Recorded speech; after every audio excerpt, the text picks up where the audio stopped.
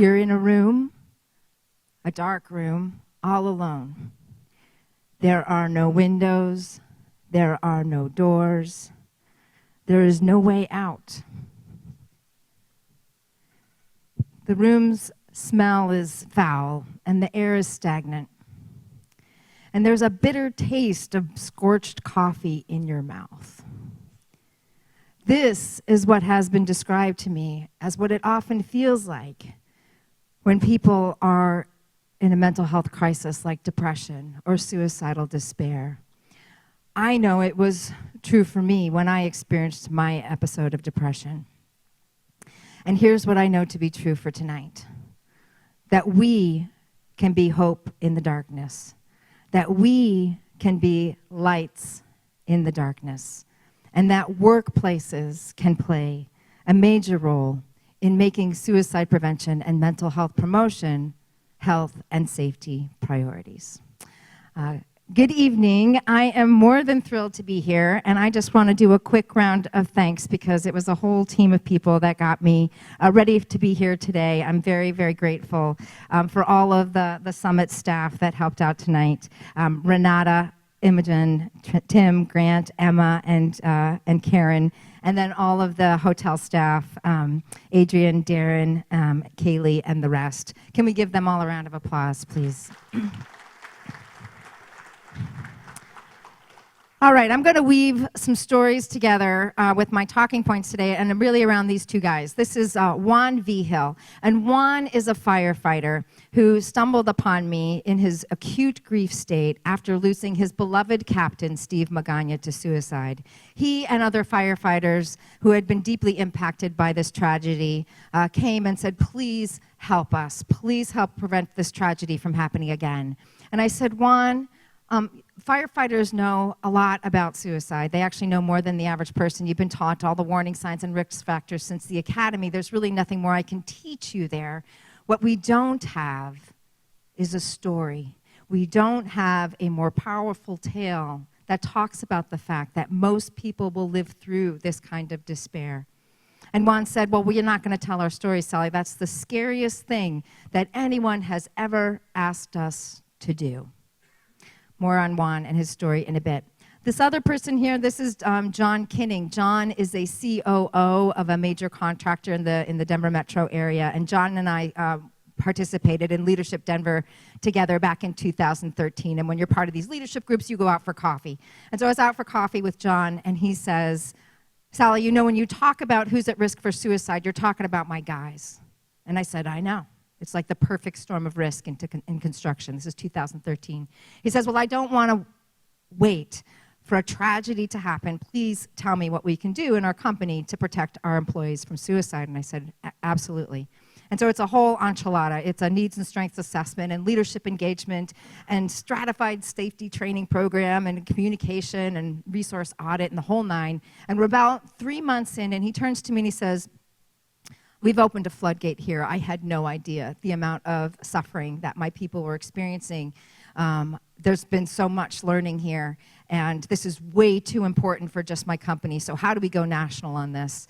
And his company's foundation underwrote the launch of our nation's first construction industry blueprint for suicide prevention, 2015. By 2017, we'd been in 30 trade publications, and my career takes a huge shift because now I'm in front of audiences like you that I've never been in front of before. More on John's story in a bit. All right, so I'm going to share just a little bit of data on why this is relevant to you, why suicide prevention and mental health promotion is a major health and safety issue. But before I get to that data, I always want to share this quote. Statistics are merely aggregate numbers with the tears wiped away. Statistics are merely aggregate numbers with the tears wiped away. I know, and I know many of you know that behind every percentage point and statistical significance that I'll share with you, that there's been a life lost and there's been a family that's been devastated. And I know pretty well that in a group this size, that many of you are walking into this room with your own stories about suicide and mental health. Some of you have lost loved ones to suicide. Some of you have walked shoulder to shoulder with people who've been fighting for their lives. and a number of you have experienced your own suicide attempts or intensity. Whatever the reason that brings you in here tonight, that connects you to my story, to this topic, I always want to stop and honor that. And thank you. Thank you for making this topic a highlight of your safety conference. Thank you for turning your despair, your concern, your grief into the knowledge, passion, and skills to help other people. It is truly a privilege for me to be here with you. For those of you who've lost first-degree loved ones, I'm with you. This is my brother Carson.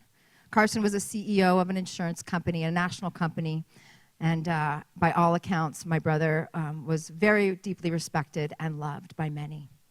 And he also happened to live with bipolar condition, which ended up being fatal when he took his life on December 7th, 2004. In our grief, in the aftermath of his death, his friends, and our family pulled together to do bold, gap-filling work to prevent what happened to Carson from happening to other people. This ended up in a lot of really exciting and cool initiatives, and also was the pathway that led me to you.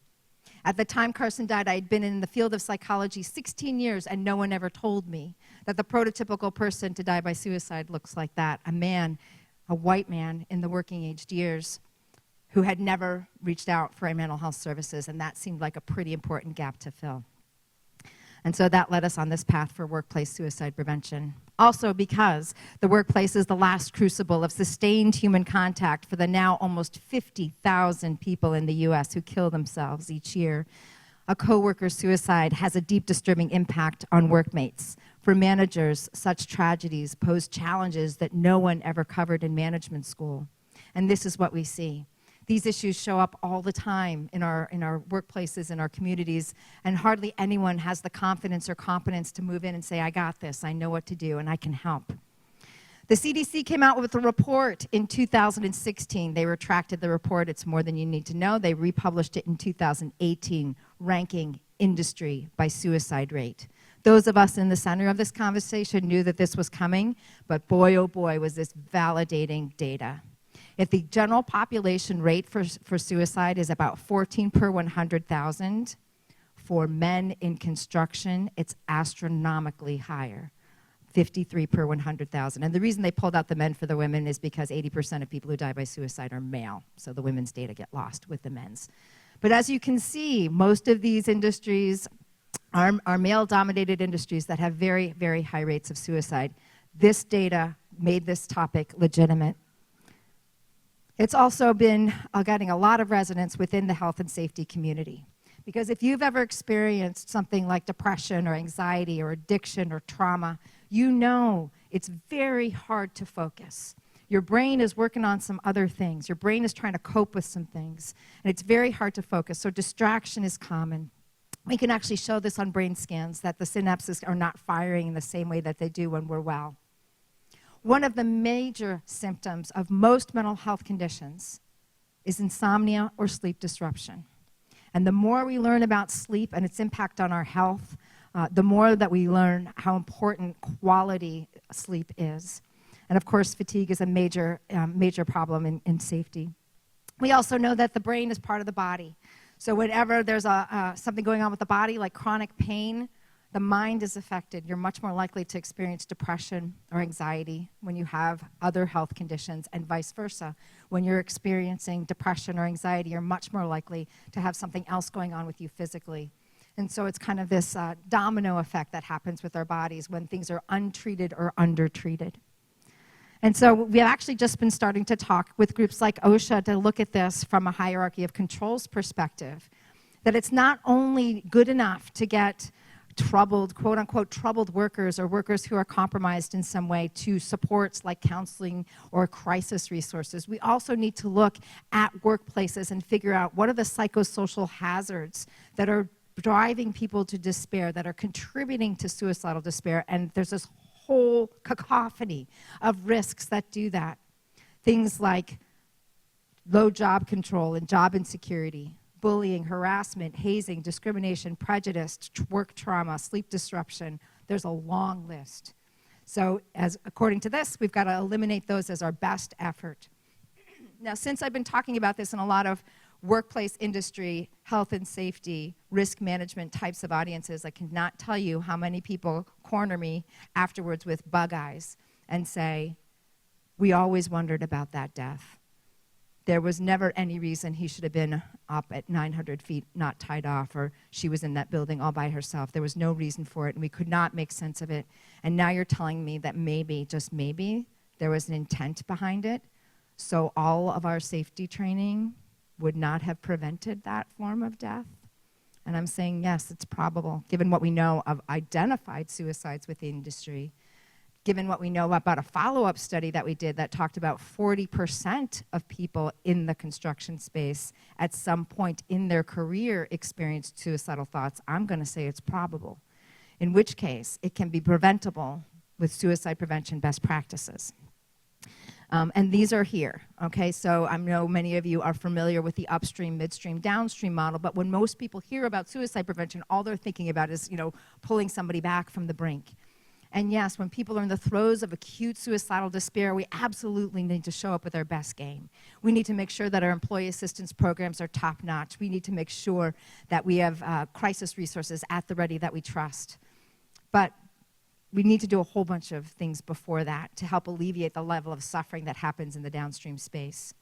So in working with companies and professional associations, we talk about things like really lifting up a help-giving culture, a place where we've got your back, we look out for one another, and we train people on how to have compassionate conversations that move people through a help-seeking pathway way before it becomes, like we call it, stage 4 cancer in terms of their mental health, where it becomes catastrophic.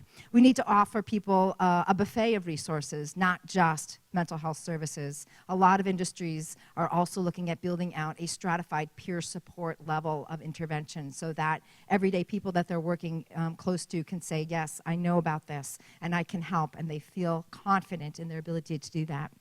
Upstream from that, how do we actually inoculate workers against this form of risk when they're not in crisis? As we like to say with the stream metaphor, that it's really hard to learn how to tread water when you're drowning.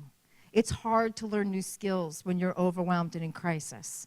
So how about instead of that, we keep people appraised of the things that they can do to help themselves, to self-empower themselves, to take care of themselves as they're moving into crisis, as well as family members around them. And on the upstream side from that, how do we actually promote a vibrant workplace culture? One that's filled with protective factors like belonging and connection to mission, and knowledgeable, filled with mental health and suicide prevention literacy. So these things just become, this is what happens. This is how we take care of ourselves and one another. So I'm going to share with you another part of the John Kinning story. So as we're rolling this out and he's seeing all of this impact in his company, a number of stories are coming forward. And about a year later, 9 News approaches us, our statewide television in Colorado, and asks them to share their story. The chances of whether or not someone will take their own life is connected to what they do for a living. The federal government's out with a first-of-a-kind report looking at suicide rates by occupation. And it's confirmed what they suspected at a mechanical contracting firm in Denver. Our Kyle Dyer takes on a subject that could use more open discussion. Colonels, How you doing? how are you? Good to see you. These hellos at the start of each day could not be more sincere. Good morning, how are you? How are you? Good, how are you? Good to see you. Job going good for you? As the RK team gets ready for another day on the construction site, How are you, sir? Good, how about you? Good to see you. Tom Alvarez makes a point to check in with everyone. Good to see you. All right, guys, let's kind of wind up over here. And then he gathers up the RK crew for their toolbox talk. So we ask you that, please keep your eyes and ears open. Alvarez is the safety manager at RK. Yes, safety as in not getting injured accidentally. But Alvarez is also determined to make sure his workers do not intentionally hurt themselves. We had an employee that was had worked for us, and he'd been going through some issues at home. And he came in, started divvying out his tools to people, and then he went home one night and committed suicide. Why did RK decide to do this? Back then, Alvarez thought that colleague was changing his career. No one at RK recognized the warning signs of suicide. But that has changed over the last 2 years We're changing our cultures. as RK faces the fact that construction is the #2 industry when it comes to suicide among the workforce.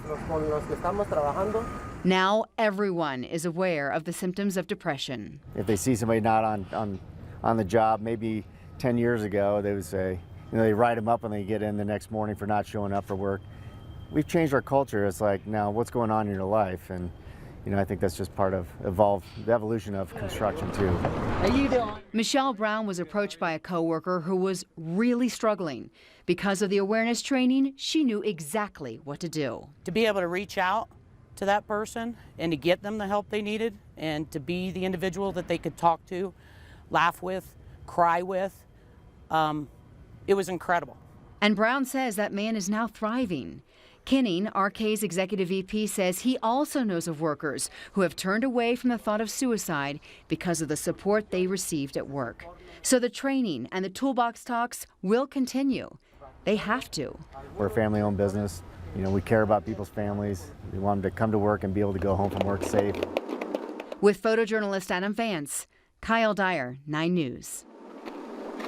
You'll be hearing more about suicide prevention in September, the month dedicated to raising awareness. It was about this time last year that Kyle told us a similar mental health support program that operates at the Denver Fire Department. All right, so that's a story right there about bold, visible, vocal, and visionary leadership making a difference that spread. After the construction industry blueprint was disseminated, a construction industry alliance for suicide prevention formed, and now they have over 150 professional groups involved in that, sharing best practices and policies. Let me just share a couple of resources I want you all to know about. No matter where you take this tonight, just having these 2 resources in your back pocket may make the difference of saving a life of someone in your workplace or someone in your family or social connection. So this is one. This is our National Suicide Prevention Lifeline. It's our nation's hotline. It routes to one number. It routes one number that you need to memorize or put in your phone that routes based on the area code of your phone. So therefore, you can get local resources. It's free. It's 24/7. Everybody who answers the phone is a certified crisis call taker. There's a veterans option, so if you press 1, you get to the veterans crisis line. Everybody who answers the call there is specifically trained on veterans, mental health and suicide issues, and often is a veteran themselves. There's a Spanish-speaking option, which is great because there's not many Spanish-related resources in suicide prevention. And it's been extensively studied by Columbia University. And they've been able to demonstrate that decreases in suicide intensity occur during the call. They also do follow-ups and are able to measure how many intended suicides were aborted because of the call. And they also can do this thing called active rescue, which means that people who say, I've got the gun in my hand or I've already taken the pills, they can find them. It's a 911 situation. They can find them based on the GPS of their phone, and they do active rescue as a last resort for people who are very, very, very much at risk. The other crisis resource I want you to know about is the crisis text line. It's the same concept, except you're texting instead of calling. This is very fast, and what you do is you text the phrase hello to 741-741, and very quickly on the other line, same kind of thing, you get support. So this is not only for a person in despair, it's also for all the people around the person in despair. Their family members, their supervisors, HR, and safety folks. Everybody can use this number to get a safety net pulled together and a plan on how to keep that person safer through their suicide crisis. If you want to know the truth, most people who experience suicide intensity will live through it, and many of them grow through it. For every suicide death, there's probably 280 people that stared it down and did not die. So it's a really hopeful thing. We just don't know this because people mostly don't share their stories of coming through it. I want to just highlight this resource. This is actually an incredibly timely talk because on the 10th of October, 3 collaborative partners, the American Association of Suicidology, the American Foundation for Suicide Prevention, and United Suicide Survivors International, will be launching our nation's first set of workplace guidelines for suicide prevention. It's very exciting. And so please come visit. It's free. There's, it's just about a way to get more information about best practices and what you can do. So let me go back to Juan. So Juan and his other firefighters champion this issue. They say we will not stop. We will not stop until we figured out something that's going to have an impact here. And he gets the chief's attention. And again, I tell them that what we need is stories on top of the training and the communication strategy. And so 18 months later, they all said this is very scary. They all agree, all of them, from the chief to the assistant chiefs to lieutenants and captains and the firefighters. And I've got probably about 15 of them in the hallway waiting to be videotaped for this training that we're going to be doing. And one by one, they get in front of the camera. And the chief comes up and he says, I'm ready. And I said, great, Chief Tate, I appreciate your willingness to do this. And he says, I've got a story to tell. Yes, put me on the camera. And he says to the camera, he says, I, of course, was in a position in my life where I was overwhelmed. Who hasn't been? Who hasn't found themselves in a place where they've been overwhelmed? And when I reached out and I got perspective on what I was dealing with, and it made it more manageable. And I'm a better firefighter and I'm a better leader today because of it. And then he says to all of the people who will be receiving the video in his community, he says, now, if you ever find yourself in a place where you feel overwhelmed, I need you to come to me. And I've got your back. I want to let you know I've got you. And I will persist with you together to figure this out. That's the kind of bold leadership that we need. I have another story from the Denver Police Department where a detective had a suicide attempt, survived it, landed in the ICU. And on the day that he was recovering, his chief and his deputy chief came to his bedside and they said, Detective Spade, you're part of our family. You matter to our mission. And we will do everything in our power to get you back. And I want you to pause and think just for a moment. What if all bosses did that? What if all managers did that? I promise you, our suicide rate in this country would plummet. Workplaces matter greatly in this conversation because, again, most people who die by suicide are never making it to the mental health arena, but they're coming to work, and it's a great place to intersect with them. So please lean into this. So on the night that we're doing this recording, Juan's in the hallway, and he turns to me in the hallway. He says, can I pull you aside here, Sally? I just need to tell you something. I said, what, Juan? He said, I need you to promise me something. I said, anything. What do you need? He said, I want you to promise me that you're going to edit out my tears out of this video. I said, of course, anything you feel comfortable with. We'll make sure that you feel comfortable with this. And sure enough, we put the video together. We edited out Juan's tears. We showed it to the entire 1,500-person department. 6 months later, we did a follow-up evaluation, and we asked everybody in the department, what did you think? What do you remember from that in-service we did 6 months ago, where we baked in suicide prevention into a total wellness program that included all kinds of health and resilience pieces, but mostly suicide prevention? What did you remember? And they remembered quite a bit about warning signs, risk factors, resources, and skills, but the number one answer that they remembered, Juan. They remembered Juan's story, because it was so authentic and so powerful.